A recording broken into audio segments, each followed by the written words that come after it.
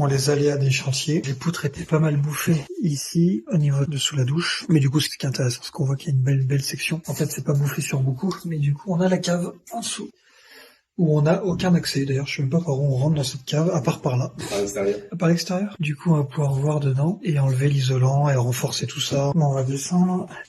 Ok. Bon bah voilà, on est sous la salle de bain, quoi.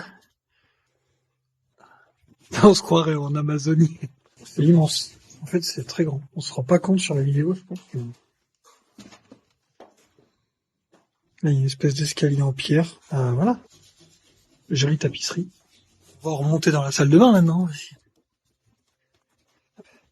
C'est marrant de rentrer dans un logement, d'aller dans un autre.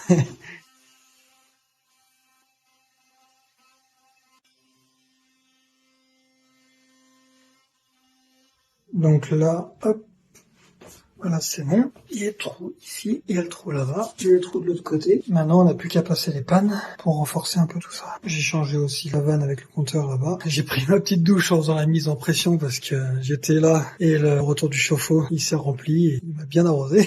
Là, oui, on fait tout, nous. Plomberie, menuiserie, charpente, maçonnerie, même de la mécanique. Bon, là, on va enquiller les poutres, mais on a 2-3 modifications à faire avant parce que là, en fait, on doit les enquiller dans les trous là et de l'autre côté. Le souci qu'il y a, c'est que ça passe pas avec la gaine. Donc ce qu'on va faire, on va déposer la partie du réseau principal de l'immeuble. On va couper là, on va couper un peu plus haut, on va mettre des coulisses, on va déposer ce réseau et on va tirer la gaine. Ça, c'est la gaine électrique principale. Il y a toutes les alignes des tableaux dedans. Donc, ça aussi, il faut le décaler. Et après, on peut enquiller la poutre. Bon, donc là, elles sont tracées. Donc on va couper là, on va couper là, on va couper là-bas et on va prier pour que personne n'ait envie d'aller aux toilettes. Voilà, tout est coupé. Il n'y a plus qu'à déposer. Ça coule un peu, c'est pas bien grave. Et cette étiquette-là, ça veut dire touche pas à ça. Bon, ça y est, on a réussi à enquiller les deux. Il n'y a plus qu'à faire les réglages, les alignements. Ça n'a pas été simple. Et en plus, on se fait pleuvoir dessus de la vaisselle ou on sait pas trop.